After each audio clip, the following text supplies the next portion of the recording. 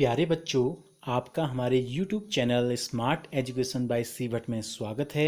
मैं हूं चंदन भट्ट, आपके लिए लेकर आया हूं रोज की तरह आसान मेथड में कुछ नए प्रश्न।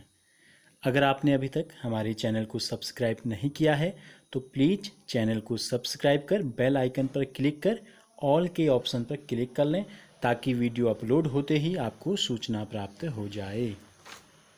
प्रश्नावली 6.5 का जो चौथा प्रश्न है, निम्नलिखित में भुजाओं के कौन से समूह एक समकोण त्रिभुज का निर्माण करते हैं या बना सकते हैं। 3 युग्म हमको दिए गए हैं, 3 भुजाओं के, 1, 2 और 3। और अगर कोई समकोण निकल गया तो उस स्थिति में समकोण को भी हमको पहचानना है कि किन दो भुजाओं का जो कोण होगा वो समकोण होगा, या चित्र बना के भी हम बता सकते हैं। ठीक है, तो देखो समकोण त्रिभुज में हमने आपको बताया था कौन सा गुण होता है। समकोण त्रिभुज अगर हमको पता है तो समकोण त्रिभुज में क्या होता है, सबसे बड़ी भुजा का जो वर्ग होता है शेष दो भुजाओं के वर्गों के योगफल के बराबर होता है।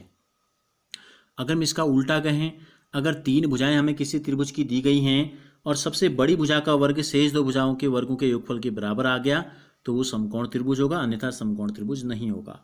तो हम देखते हैं, पहले सवाल में हमको 3 भुजाएं दी गई हैं, 2.5 सेंटीमीटर, 6.5 सेंटीमीटर और तीसरी हमको दी गई है 6 सेंटीमीटर।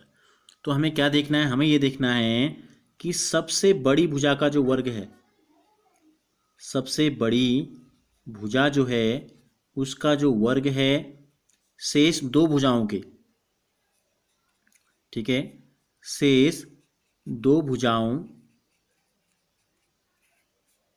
के वर्गों के योगफल के बराबर अगर आता है, शेष दो भुजाओं के वर्गों के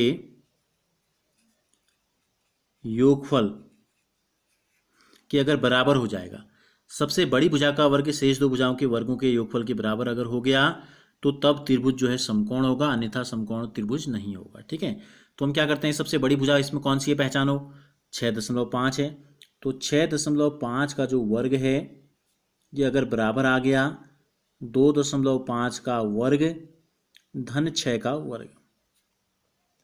तो देखो क्या है, इकाई में 5 है, तो इस एक वीडियो मैंने आपको बताया है, अगर आपने नहीं देखा है तो इस वीडियो के अंत में, ठीक है, वो वीडियो मैंने लगाया है, उसमें आप देख सकते हैं। तो 5 गुणा 5 होता है 25, इनको अगर वर्ग कर देंगे तो अच्छे से होता है 42। तो इसका उत्तर आ गया 42.25।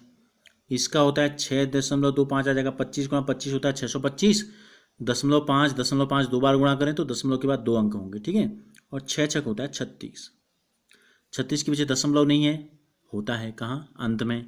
और पीछे अगर हम चाहें 2 जीरो यहाँ, 2 अंक यहाँ भी, 2 अंक हमने यहाँ भी लगा दिए।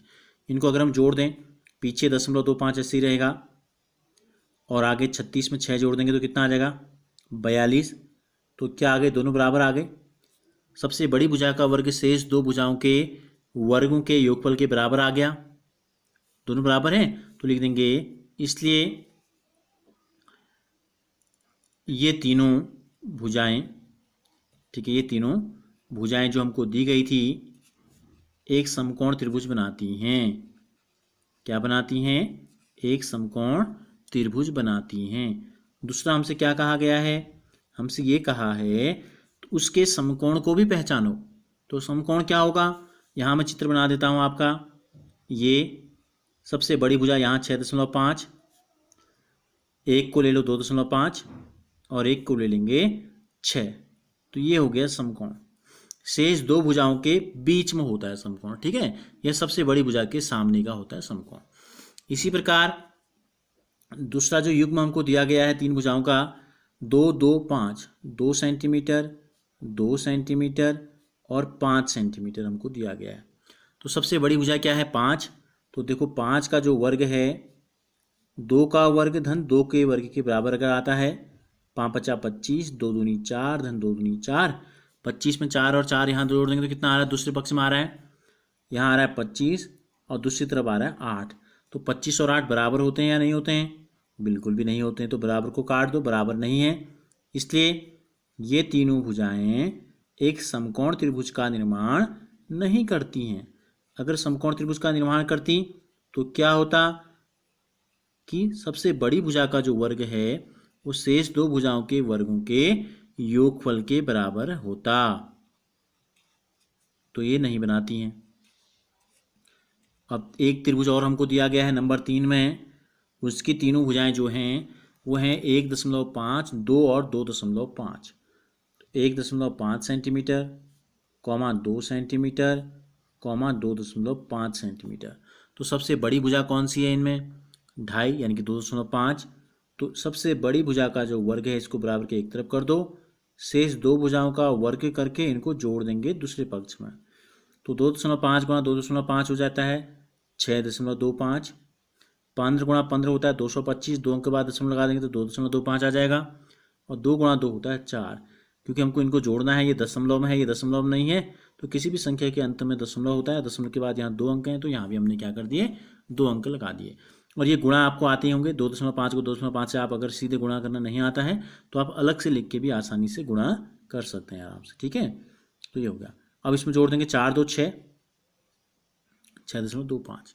तो क्या हो गया इसका मतलब? इसका मतलब ये है ये तीनों भुजाएं जो हैं कौन कौन सी, ये जो हमको दी गई हैं, ये एक समकोण त्रिभुज बनाती हैं, एक समकोण त्रिभुज बनाती हैं।